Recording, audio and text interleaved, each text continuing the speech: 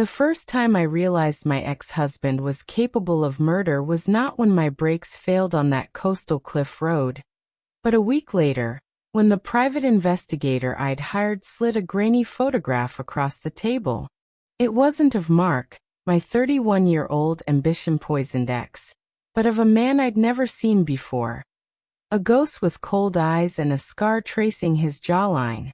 "His name is Silas," the PI said, his voice a low gravel. "He's a specialist. And your ex-husband didn't just hire him to tamper with your car. He's the contingency plan." The text message that started it all was still burning a hole in my phone's memory. "If you don't sign over your full share of the company by tomorrow, you'll regret it. You have no idea what I'm capable of." Mark and I, both 30 and 31, were 2 years divorced, bound only by our shaky co-parenting arrangement for our 5-year-old son, Liam, and the cancerous tie of Aura Systems, the tech firm he built with my family's money and my naive trust. Our marriage had been a beautiful lie, crumbling under the weight of his affairs, first with his now CFO, the viper-tongued Elena, and then with a dozen other fleeting distractions, and his bottomless avarice. The divorce secured me a 50% stake in the company, a thorn in his side that festered with every passing day. The threats had evolved from corporate veiled suggestions to blatant intimidation. My tires slashed in the dead of night. A dead rat left on my doorstep.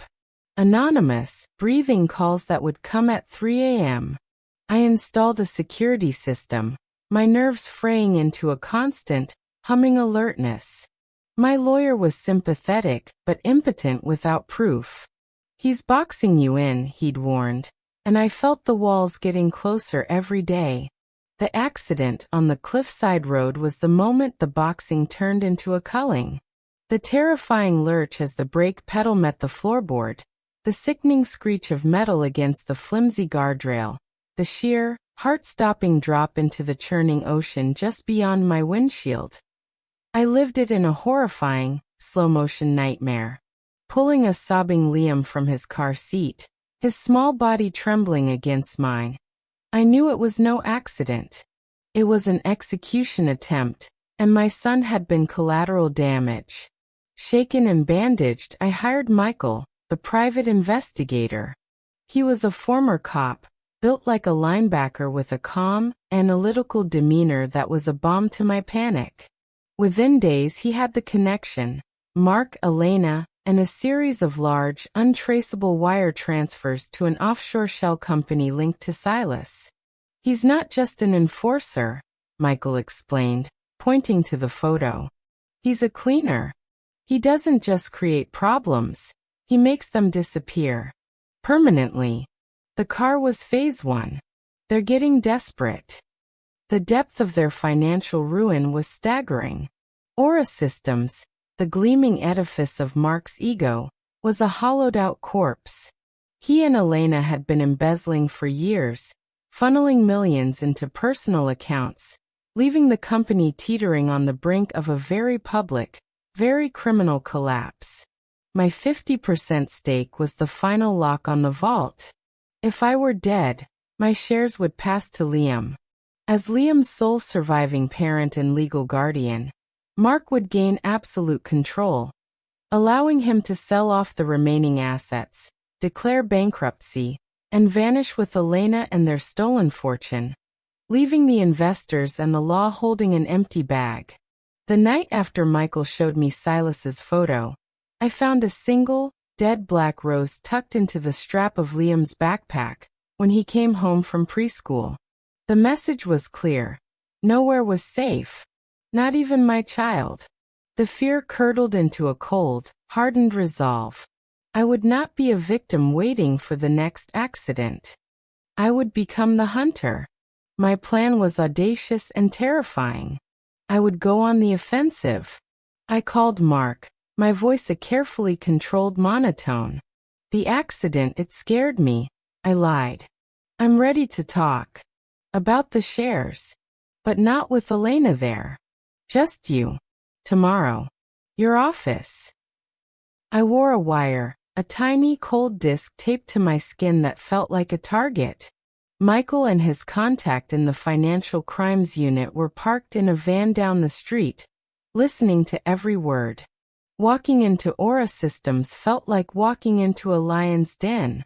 The glass walls, the sleek furniture, it was all a monument to Mark's deceit.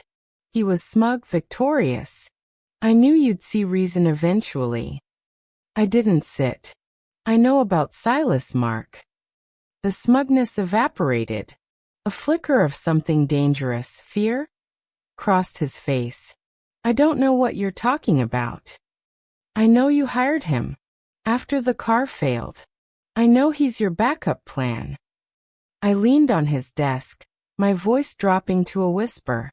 I know you were willing to let our son die in that car for a pile of money you already stole.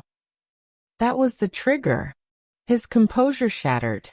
He shot up from his chair, his face contorted with a rage I'd never seen before. You think you know anything? He spat. I built this empire from nothing. You were just the bank. You and that boy were a chain around my ankle. Yes, I wanted you gone. And the boy a tragedy, sure, but a clean slate. A fresh start with no baggage. It was all there. Every damning word, captured on the wire. But as the financial crimes unit officers burst through the door, reading him his rights, his eyes locked with mine. They weren't filled with defeat. They were filled with a promise. This wasn't over. Mark and Elena were arrested, but they made bail almost immediately, their vast, hidden resources proving formidable. The legal process began to crawl, a slow-motion dance of depositions and evidence hearings. I was granted a temporary restraining order and full custody of Liam. A small victory in a war that was far from won. Michael, however, was digging deeper. Silas has gone to ground, he told me one evening, his expression grim. But I found a pattern. 2 other accidents involving business rivals of Mark's over the past 5 years. 1 fatal car crash, 1 drowning. Both were ruled accidents. Both men were in the way of Aura's expansion. The revelation was chilling. Mark wasn't just a desperate embezzler. He was a serial killer who used corporate strategy as his hunting ground. The man I had married, the father of my child, was a monster. A new fear took root. Silas was still out there, and with Mark free, the contract was likely still active. We moved to a safe house, a nondescript apartment on the other side of the city. Liam was confused and anxious, his small world upended once again. I slept with a knife under my pillow and a baby monitor wired to a separate alarm system Michael had installed. The break came from an unexpected source, Elena. Facing decades in prison, and realizing Mark was preparing to throw her completely under the bus, she sent a message through her lawyer. She wanted to deal. In exchange for a reduced sentence, she would give us Silas. The meeting was held in a secure federal building. Elena, stripped of her designer clothes and haughty demeanor, looked small and frightened. She confirmed everything. Mark had hired Silas for the cliffside accident. When that failed, the plan was to stage a home invasion at my new safe house. A tragic robbery gone wrong, claiming both me and Liam. My son was no longer collateral damage. He was a target. Eliminating him would streamline the inheritance and remove the last loose end. The black rose in his backpack wasn't just a threat, it was a marker. Silas was scouting him. I left the meeting physically ill. The world swam in a nauseating haze. Mark didn't just want me dead. He wanted our son erased from existence. The paternal bond had been completely severed, replaced by a psychopathic hunger for self-preservation. With Elena's testimony and the evidence from the wire, the DA had an airtight case for conspiracy to commit murder, alongside the mountain of financial crimes. Mark was rearrested, this time denied bail. The public scandal exploded. Aura Systems, built on blood? The headlines screamed. The company's stock, what little was left, plummeted to zero. Just when I thought the nightmare had reached its peak, Michael uncovered a new, more profound layer of horror. It wasn't just about the money anymore. It was about something far more valuable: data. While forensically auditing the shell companies used to pay Silas, Michael stumbled upon a shadow server, a digital ghost hidden deep within Aura Systems' own infrastructure. Mark and Elena hadn't just been embezzling money. They had been building a secret, parallel company, a project codenamed Chimera. Chimera was a sophisticated surveillance AI, designed to harvest and weaponize the personal data of millions of Aura's users. It could predict behavior, manipulate financial markets, and even blackmail politicians. It was a doomsday device in code form.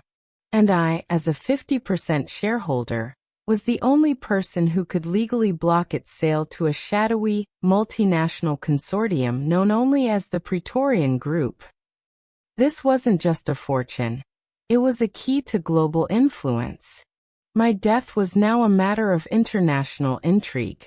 Mark, from his jail cell, began to look like a pawn. The real players were coming to the surface. Michael and I started noticing anomalies. A car that seemed to follow us for a block too long, a static buzz on our secure line, a utility worker outside the safe house who didn't seem to be doing any work. The Praetorian Group was cleaning house, and we were the dust. One rainy Tuesday, the unthinkable happened. I was picking up Liam from his new secret preschool. As I held his hand, walking towards our car, a black van with tinted windows pulled up abruptly beside us. The side door slid open and I saw Silas. His cold eyes were exactly like his photo. He reached for Liam. A scream tore from my throat, raw and primal. I yanked Liam back, shielding him with my body. Suddenly Michael was there. He must have been tailing us. A brutal, silent struggle ensued between him and Silas. It was over in seconds.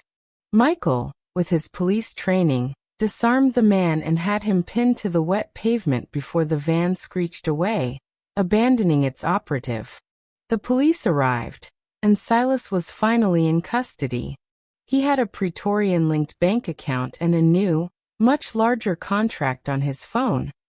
A bonus for the successful acquisition of the minor asset. Liam. I collapsed sobbing, holding my son so tightly he whimpered.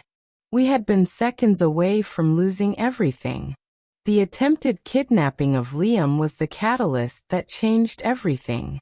The FBI, previously focused on the financial crimes, now launched a full-scale counterintelligence operation. The case was no longer about a greedy husband. It was about national security. Mark, realizing the Praetorian Group had abandoned him, and that his son had nearly been kidnapped on his indirect orders, finally broke. His lawyer contacted the DA, offering full, unconditional cooperation in exchange for taking the death penalty off the table. He gave them everything: names, dates, encrypted communication channels with Praetorian, the location of the Chimera servers. He painted a picture of a man who had made a deal with the devil and was now being consumed by the hellfire. The trial was the spectacle of the decade. Mark was the star witness for the prosecution, a hollowed-out shell of the man he once was. He testified for days, detailing the birth of Chimera and Praetorian's insidious influence. He confirmed that the initial plan was just to scare me into selling my shares, but when I proved resilient, Praetorian insisted on more permanent solutions. He admitted that his greed had blinded him to the monster he was enabling, and that seeing the photo of Silas grabbing for our son was the first time he felt a shred of remorse. Elena, seeing Mark's cooperation, tried to one-up him, providing even more granular details in a desperate bid for a lesser sentence. The two of them, once partners in crime, now devoured each other in a race to betray their former allies. In the end, the jury found Mark guilty on all counts, but due to his extensive cooperation, he was sentenced to life in a maximum security prison with the possibility of parole in 50 years. A sentence that was essentially a life term for a man his age. Elena received a 40-year sentence. Several high-level members of the Praetorian Group were indicted, and the Chimera project was seized and dismantled by the federal government. As for me, I was granted permanent, sole legal and physical custody of Liam. The courts also awarded me full ownership of the remaining, legitimate assets of Aura Systems, which were quickly dissolved. The money was placed in a secure trust for Liam, a small consolation for the horror he had endured. We moved again, this time to a small, coastal town in a different country. The house is whitewashed and simple, with a garden that leads down to a private, sandy beach. There are no glass walls, no corporate ladders, no shadows lurking in tinted vans. I homeschool Liam, focusing on his healing. We spend our days reading, building sandcastles, and learning the names of the local seabirds. The nightmares have slowly begun to recede for both of us. He doesn't ask about his father anymore. The memory of that day with the black van, though he was young, left a deep scar. He knows the word safe now, and he uses it often. "This house is safe, Mommy," he'll say, or "the beach is safe." It's all I ever wanted for him. Michael, the PI who became our guardian angel, checks in on us occasionally. He's the only link to our old life, and it's a link of friendship and profound gratitude. He assured me that the Praetorian network was thoroughly disrupted, and with their leadership in disarray, we are no longer targets. Sometimes, in the deep quiet of the night, I think about Mark. I don't feel hatred anymore. I feel a distant, hollow pity. His thirst for power and significance didn't just cost him his family. It cost him his soul, his freedom, and any chance of redemption. He is a ghost in a concrete cage, a cautionary tale of what happens when avarice consumes humanity. I look at my son, now 6, his laughter echoing across the water as he chases the waves. He is happy. He is whole. He is safe. The battle we fought was a descent into hell, but we clawed our way out. The peace we have now wasn't given. It was won with blood, courage, and a mother's unbreakable love. And as I watch the sun set over our quiet shore, painting the sky in hues of gold and rose, I know, with every fiber of my being, that we have finally, truly won.